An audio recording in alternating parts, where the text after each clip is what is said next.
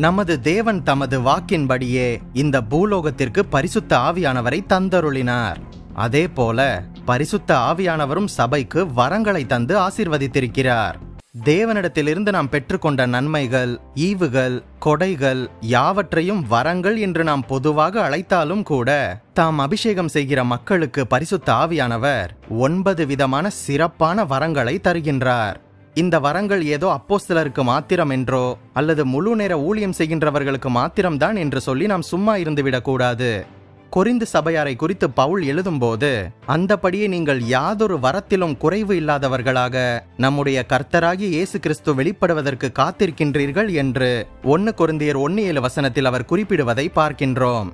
அதாவது கர்த்தரின் வருகைக்கு காத்திருந்த கொரிந்து சபையார் அனைவரும் எல்லா வரங்களையும் பெற்று இருந்தனர் என்பதுதான் இதன் அர்த்தம். ஆகவே இந்த கடைசி காலத்தில் கர்த்தரின் வருகைக்காக காத்து தவிக்கின்ற சபையானது எப்படியாக ஆவிக்குரிய வரங்கள் அனைத்தையும் பெற்று ஜொலிக்க வேண்டும் என்பதை நாம் யோசித்து பார்க்க வேண்டும். ஆண்டவரிடமிருந்து அற்புதமான சத்தியங்களை பெற்று ஆதி திருச்சபைகளுக்கு உபதேசங்களை கற்றுத்தந்த அப்போஸ்தலனாகிய பவுல் ஆவிக்குரிய வரங்களை விளக்குவதற்காக மட்டும் ஒரு முழு அதிகாரத்தை 1 கொரிந்தியர் 12 பயன்படுத்தி இருப்பது மிக முக்கியமான விஷயம். சகோதரரே, ஆவிக்குரிய வரங்களை குறித்து நீங்கள் அறியாதிருக்க எனக்கு மனதில்லை என்று 1 கொரிந்தியர் 12:1 பவுல் அங்கலாய்ப்பதை பார்க்கின்றோம். ஆம், சபையானது ஆவிக்குரிய வரங்களை பற்றி தெளிவாக அறிந்து கொண்டு அதை பெற்றுக்கொண்டு அதை பயன்படுத்த வேண்டும் என்பதுதான் தேவனுடைய சித்தம். இந்த அதிகாரத்தில் 9 விதமான வரங்களை குறித்து சொல்லப்பட்டிருக்கின்றது.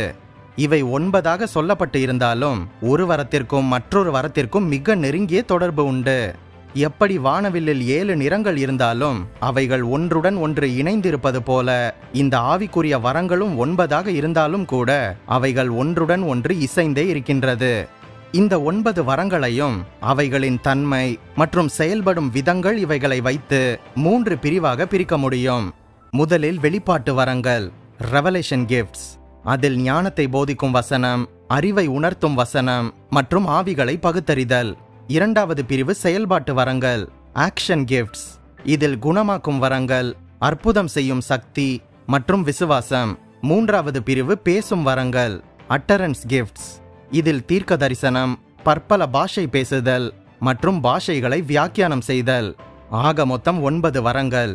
இந்த கேள்விக்கு என்ன பதில் என்கின்ற தொடரில் 76வது எபிசோடில் பரிசுத்த ஆவியானவர் அருளுகின்ற ஆவிக்குரிய வரங்கள் பற்றி விளக்கமாக, விரிவாக, தெளிவாக பார்ப்போம்.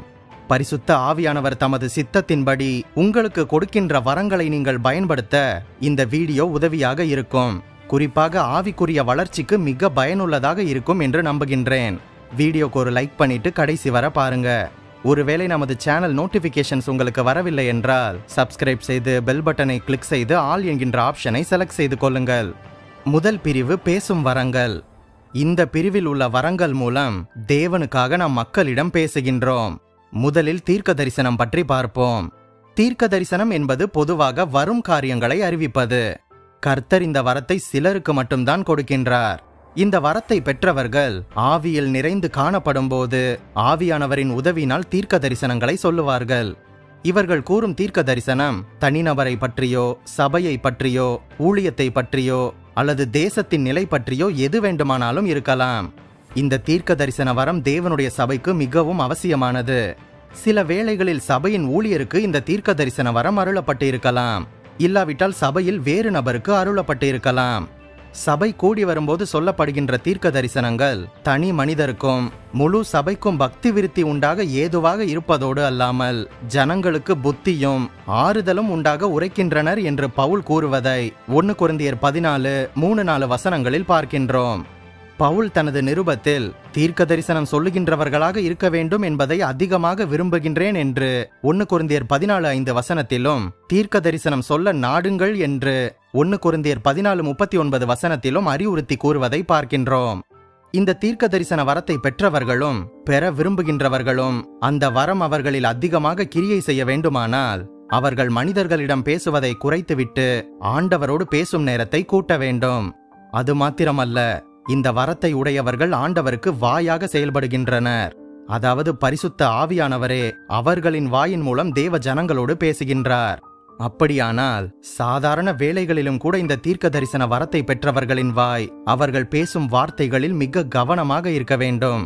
ஒரே ஊற்றுக்கண்ணிலிருந்து நல்ல தண்ணீரும் கெட்ட தண்ணீரும் சுரக்க முடியாது என்று வேதாகமம் சொல்கின்றது. அதுபோலவே ஒரே வாயிலிருந்து உலக பிரகாரமான வசனிப்புகளும் தீர்க்க தரிசனங்களும் வர முடியாது. எனவே இந்த தீர்க்க தரிசன வரத்தை பெற விரும்புவோர் அவர்களது வாயை தேவனுக்கு பிரதிஷ்டை செய்ய வேண்டும். நிச்சயமாக ஆவியானவர் தமது சித்தப்படி உங்களுக்கு இந்த தீர்க்க தரிசன வரத்தை அருள் செய்வார். அடுத்ததாக பற்பல பாஷைகளை பேசுதல். பரிசுத்த ஆவியின் அபிஷேகத்தை நாம் பெறும்போது அந்நிய பாஷையில் பேசுகின்றோம் என்பது உண்மைதான். ஆனால் அந்த பாஷைகள் நாம் பரிசுத்த ஆவியின் அபிஷேகம் பெற்றிருக்கின்றோம் என்பதற்கு அடையாளமாகத்தான் இருக்கின்றது. ஆனால் ஆவியின் வரங்களில் ஒன்றாகிய பற்பல பாஷைகளை பேசுதல் என்பது சற்று வித்தியாசமானது. இந்த வரத்தை பெற்ற நபர்கள் தொடர்ச்சியாக தாங்கள் அறியாத மொழியில் பேசுவது, துதிப்பது, அது மாத்திரமல்ல, சில வேளைகளில் அதே பாஷையில் தீர்க்க தரிசனத்தையும் மற்றும் சபைக்குரிய தேவ செய்திகளையும் உரைப்பார்கள். இங்குதான் பவுல் சொன்னது நியாயமாக படுகின்றது. அந்நிய பாஷையில் ஒருவர் தீர்க்க தரிசனம் உரைத்தால் அது யாருக்கு புரியும்? புரியாதல்லவா?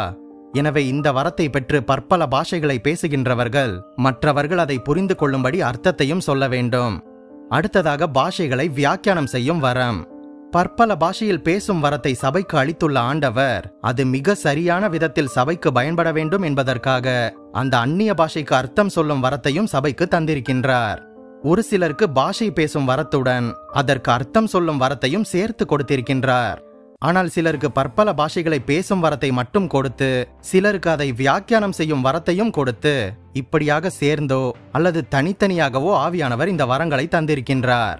இந்த பாஷைகளை வியாக்கியானம் செய்யும் வரத்தை பெற்றவர்கள் ஆவியில் நிறைந்திருக்கும் போது கூடி வந்தவர்களில் யாராவது அந்நிய பாஷையில் சபைக்காக பேசினால் அதை ஆவியானவரின் ஏவுதலினால் மொழிபெயர்த்து சபைக்கு அர்த்தம் சொல்லுவார்கள். அடுத்ததாக இந்த ஆவியின் வரங்களில் இரண்டாவது பகுதியை பார்ப்போம், செயல்பாட்டு வரங்கள்.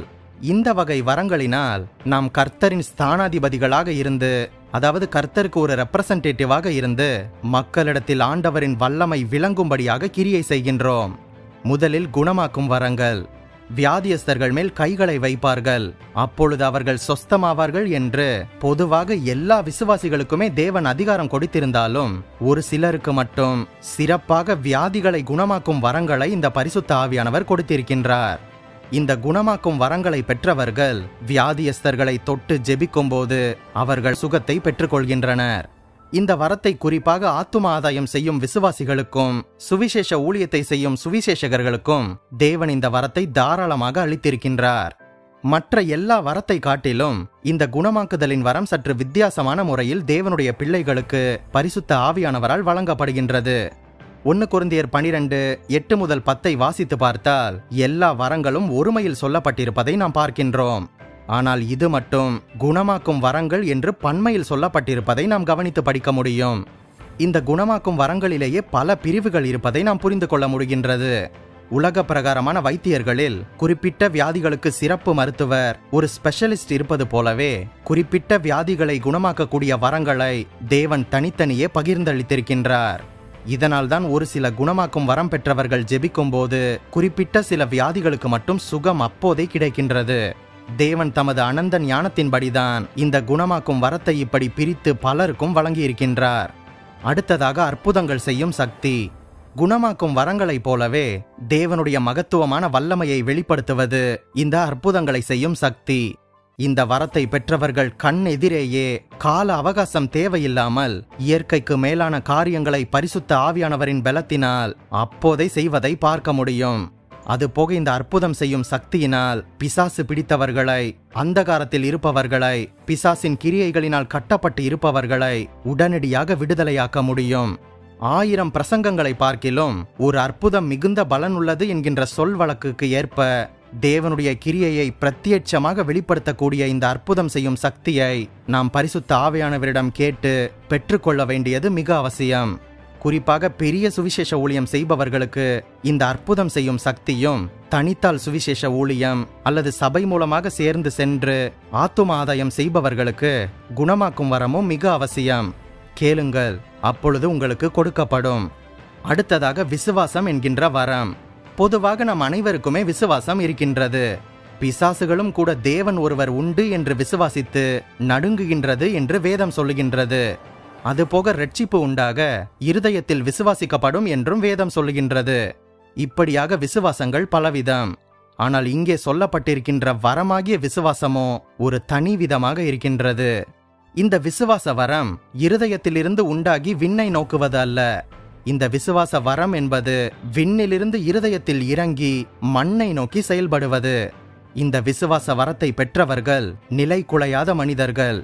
நம்புவதற்கு ஏதுவே இல்லாத போதிலும் இதெல்லாம் நடக்கவே நடக்காதுப்பா, உனக்கு இதெல்லாம் நடக்கவே நடக்காது என்று ஊரே நம்பிக்கொண்டிருக்கும் போது நம்பப்படாதவைகள் மேல் உறுதியுள்ளவர்களாக, காணப்படாதவைகளின் மேல் நிச்சயமுள்ளவர்களாக இந்த விசுவாசம் என்கின்ற வரத்தை பெற்றவர்கள் எந்த நிலையிலும் பதறாதவர்களாக இருப்பார்கள்.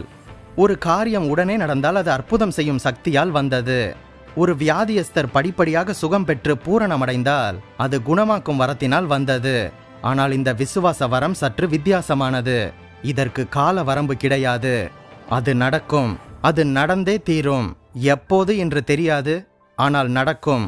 எப்படி வேண்டுமானாலும் நடந்தே தீரும் என்று இயற்கைக்கு அப்பாற்பட்ட விசுவாசத்தை கொண்டிருப்பதுதான் இந்த விசுவாச வரம். குறிப்பாக இது சுவிசேஷ ஊழியர்களுக்கும் ஊழியம் செய்கின்றவர்களுக்கும் விசுவாசிகளுக்கும் அவசியமாக இருக்கின்றது. குறிப்பாக சபை நடத்தும் போதகர்களுக்கு இந்த வரம் மிக அவசியம். ஒரு விஷயம் தெரியுமா? எபிரேயர் 11ஆம் அதிகாரத்தை நீங்கள் வாசித்து பார்த்தால் விசுவாச வீரர்களின் பட்டியலில் சில பழைய ஏற்பாட்டு பரிசுத்தவான்களின் பெயர்கள் குறிக்கப்பட்டிருக்கும். கவனித்து படித்தீர்கள் என்றால் அதில் சாலமோன் ராஜாவின் பெயரை உங்களால் பார்க்க முடியாது. இதிலிருந்து என்ன தெரிகின்றது? ஒருவர் ஞானத்தை பெற்றிருக்கலாம், பிரம்மாண்டமான ஆலயத்தை கட்டியிருக்கலாம். ஆனால் அவைகள் ஒரு மனிதனை விசுவாச வீரனாக்காது. ஆனால் தேசமே பஞ்சத்தில் இருந்தாலும் கூட, உணவை திருடி கொண்டு செல்லும் காகம் கூட உணவை தேடி கொண்டு வந்து தன்னை போஷிக்கும் என்று கேரி தரையில் அமர்ந்திருந்த எலியாவின் செயலுக்கு அடிப்படையானது இந்த விசுவாசம் என்கின்ற வரம்தான். சிங்காசனமே விரோதமாக எழும்பினாலும் இந்த சிங்கங்கள் என்னை பட்சிக்காது என்று தானியேல் சிங்க கெபியில் இருந்ததற்கு அடிப்படை காரணம் இந்த விசுவாசம் என்கின்ற வரம். காணாத ஒரு இடத்தை காணான் என்று நம்பி போனானே ஆபிரகாம், அதற்கு அடிப்படை இந்த விசுவாசம் என்கின்ற வரம்.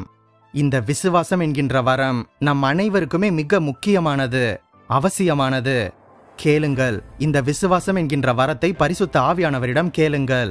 அவரது சித்தப்படி அவர் உங்களுக்காக அருளுவது மிகவும் நிச்சயமல்லவா? இந்த வரங்களின் 3வது பகுதி வெளிப்பாட்டு வரங்கள். ஞானத்தை போதிக்கும் வசனம் பற்றி பார்க்கலாம். இயற்கைக்கும் மனித ஞானத்திற்கும் மேலாக தேவ ஞானத்தை பரிசுத்த ஆவியானவர் மனிதர்களுக்கு இந்த வரத்தின் மூலம் கொடுக்கின்றார். எந்த புஸ்தகமும் கல்வியும் அருளாத விசேஷித்த ஞானத்தை அருளி புத்தியாக நடக்க தேவன் பரத்தின் ஞானத்தை அருளுவது எவ்வளவு பாக்கியம் தெரியுமா? சாலமோன் ராஜா ஆண்டவரிடத்தில் ஞானத்தை கேட்டபோது தேவன் பரம ஞானத்தை அவருக்கு அளித்தார் என்று பார்க்கின்றோம். அதனால் சாலமோன் ராஜாவின் கீர்த்தி எங்கும் பரவியது. அப்போஸ்தலனாகிய பவுல் அத்தேனே பட்டணத்திற்கு அழைத்து கொண்டு வரப்பட்ட போது அப்போஸ்தலர் 17:23 வசனத்தில் குறிப்பிடப்பட்டிருக்கின்ற அறியப்படாத தேவனுக்கு என்று எழுதப்பட்ட வாசகத்தை மாத்திரம் அடிப்படையாக வைத்துக்கொண்டு பவுல் மக்களை வசப்படுத்தி மார்ஸ் மேடையில் நியாயாதிபதிகளில் ஒருவனாகிய தியோனீசு என்பவனையும் தாமரி என்பவனையும் விசுவாசத்திற்குள் வரவழைத்தது பவுலுக்குள் இருந்த இந்த ஞானத்தை போதிக்கும் வசனமாகிய வரம்தான். ஆவிக்குரிய தலைவர்களுக்கும் சபை நடத்தும் மெய்ப்பர்களுக்கும் இந்த வரம் மிக மிக அவசியம். மந்தையை மேய்க்க, மந்தையை திசை திருப்ப செய்யும் மக்களிடம் இருந்து தனது ஆடுகளை போதகத்தால் காக்க, வேத வசனங்களை பகுத்து வகுத்து போதிக்க இந்த வரம் மிக மிக உதவியாக இருக்கும். இந்த ஞானத்தை போதிக்கும் வசன வரத்தை பரிசுத்த ஆவியானவரிடம் கேட்டு பெற்றுக்கொள்ளுங்கள். அடுத்ததாக அறிவை உணர்த்தும் வசனம்.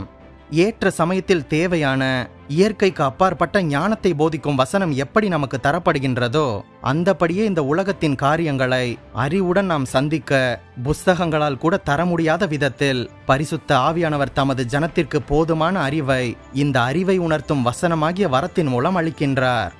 இந்த உலகத்தில் பல கல்விமான்களும் பல படித்த அறிவாளிகளும் இருக்கின்றனர். அவர்களுக்கு மத்தியில் தனது ஜனம் பேதைகளாக நின்று வெட்கப்பட்டு போகாமல் அறிவிலே அவர்களுக்கு நிகராக நிற்க தேவன் இந்த விசேஷமான அறிவை உணர்த்தும் வசனமாகிய வரத்தை கொடுக்கின்றார். ஒரு மீனவனாக இருந்த போதிலும் கூட அப்போஸ்தலனாக மாறி பின்பு தனது பிரசங்கத்தின் மூலம் பலரை இயேசுவுக்குள் நடத்தியதும் பலரின் பிரச்சனைகளை பேதுரு தீர்த்து வைத்ததும் இந்த வரத்தினால்தான். ஒரு குறிப்பிட்ட காரியத்தை எப்படி தீர்த்து வைப்பது எப்படி சமாளிப்பது என்று நாம் திகைக்கின்ற வேளையில் பரிசுத்த ஆவியானவர் இந்த வரத்தின் மூலம் தேவையான அறிவுபூர்வமான ஆலோசனைகளை நமது சிந்தையில் வெளிப்படுத்தி நம்மை செயல்பட வைக்கின்றார். சிலர் பிரச்சனை என்று நம்மிடத்தில் வந்தால் ஆவியானவரின் துணையோடு அவர்களுக்காக ஜெபிக்க, ஆலோசனை வழங்க இந்த அறிவை உணர்த்தும் வசனம் நமக்கு பெரிதும் உதவுகின்றது. அடுத்ததாக ஆவிகளை பகுத்தறிதல். நீங்கள் எல்லா ஆவிகளையும் நம்பாமல் ஆவிகளை சோதித்தறியுங்கள் என்று வேதாகமம் சொல்கின்றது. மின்னுவது எல்லாம் பொன்னல்ல, வெளுத்தது எல்லாம் பாலுமல்ல என்கின்ற பழமொழிக்கு ஏற்ப பாடுவது எல்லாம், ஆடுவது எல்லாம், பிரசங்கிப்பது எல்லாம் ஆவியல்ல என்பதை உணர்ந்து அதன் பின்னணி என்ன என்பதை நாம் அறிந்திட வேண்டும். இயேசு சிலுவைக்கு போவதற்கு முன்பாக நீர் சிலுவைக்கு போகக்கூடாது என்று பேதுரு பாசமழை பொழிந்தபோது அப்பாலே போ சாத்தானே என்று பேதுருவை இயேசு கடிந்து கொண்டதை நாம் நினைவில் வைத்துக் கொள்ள வேண்டும். பேதுரு சொல்வது மேலோட்டமாக பாசமழை பொழிவது போல தெரிந்தாலும் அதன் உள்ளோட்டம் தேவ சித்தத்தை தடுக்க சாத்தான் பேதுருவின் மூலமாக விரித்த நாசவேளை என்று இயேசு பகுத்தறிந்ததினால்தான் அந்த ஆவியை அதட்டினார். ஒவ்வொரு மனிதனுக்குள்ளும் 3 விதமான ஆவியின் சக்திகள் செயல்படுகின்றது. முதலாவதாக மனிதன் சிந்தித்து செயல்படுகின்றான், அது சுயசித்தம். இரண்டாவதாக மனிதன் தேவ ஆவிக்கு உட்பட்டு செயல்படுகின்றான், தேவ சித்தத்தின்படி செய்கின்றான். மூன்றாவதாக பல வேளைகளில் மனிதன் சாத்தானின் ஆவிக்குட்பட்டு செயல்படுகின்றான். எனவே நமக்கு முன்பாக நிற்பவர்களுக்கு ஜெபிப்பதற்கு முன்பாக அல்லது அவர்களுடன் பேசுவதற்கு முன்பாக அவர்கள் எந்த ஆவியினால் ஆளப்பட்டு இருக்கின்றனர், அவர்கள் எந்த ஆவியின் ஏவுதலினால் பேசுகின்றனர் என்பதை குறித்து நாம் பகுத்தறிதல் வேண்டும். உலகில் பிசாசின் ஆவி கிரியை செய்யும் விதங்களை பல்வேறு விதத்தில் வேதாகமம் குறிப்பிடுகின்றது. பொல்லாத ஆவி, தாறுமாறுகளின் ஆவி, கணனித்திரையின் ஆவி, ஊமைத்தன ஆவி, செவிட்டு ஆவி, பலவீனப்படுத்தும் ஆவி, வஞ்சிக்கிற ஆவி, பயப்படுகின்ற ஆவி, வேசித்தன ஆவி மற்றும் பொய்யின் ஆவி. இப்படிப்பட்ட ஆவிகள் சிலரை ஆண்டு கொள்ளும் போது அவர்கள் வெளிப்பார்வைக்கு நல்ல முறையில் இருந்தாலும் கூட ஒரு பக்கத்தில் அவர்களை இந்த கிரியைகள் வெகு ஜோராக அவர்களை ஆளுகை செய்து கொண்டிருக்கும். ஆகவே ஊழியத்திலும் சபையிலும் சமுதாயத்திலும் நம்மை நெருங்கி வரும் மக்களின் உள்ளத்தை சரியாக கண்டு கொள்ள இந்த ஆவிகளை பகுத்தறியும் வரம் நமக்கு மிக முக்கியம். இந்த வீடியோவை பார்க்கும் சகோதரர்களே, சகோதரிகளே, தேவன் எவ்வளவு நல்லவர் பார்த்தீர்களா? அவரை போல நாம் இந்த உலகில் கிரியை செய்வதற்காக பரிசுத்த ஆவியானவரின் மூலம் இந்த 9 ஆவியின் வரங்களை நமக்கு ஈவாக கொடுத்திருக்கின்றார். இந்த வரங்கள் இல்லாமல் ஆத்துமாக்களை ஆதாயம் செய்வது கடினமான காரியம். கேட்கின்ற எவனும் பெற்றுக்கொள்கின்றான் என்கின்ற வார்த்தையின்படி நீங்களும் பரிசுத்த ஆவியானவரிடம் இந்த வரத்திற்காக ஜெபியுங்கள், கேளுங்கள். பரிசுத்த ஆவியானவரிடம் உங்களுக்கு வேண்டிய வரங்களை கேளுங்கள். அவர் தமது சித்தத்தின்படி உங்களுக்கு இந்த வரங்களை நிறைவாக தருவார். இந்த 9 ஆவியின் வரங்களை பற்றிய இந்த வீடியோ பதிவு உங்களுக்கு பயனுள்ளதாக இருந்திருக்கும் என்று நம்புகின்றேன். நீங்கள் ஆசீர்வதிக்கப்பட்டவர்கள். நம் பைபிள் விஸ்டம் தமிழ் சேனலுக்கு உங்களால் முடிந்த உதவியை செய்யுங்கள். இந்த வீடியோவையும் நமது சேனலையும் உங்கள் கிறிஸ்தவ நண்பர்களுக்கு அறிமுகம் செய்யுங்கள். கேள்விக்கு என்ன பதில் என்கின்ற தொடரில் முதல் 75 எபிசோடுகளை நீங்கள் பார்க்க தவறியிருந்தால் டிஸ்கிரிப்ஷனில் லிங்க் உள்ளது, பார்த்து கொள்ளுங்கள்.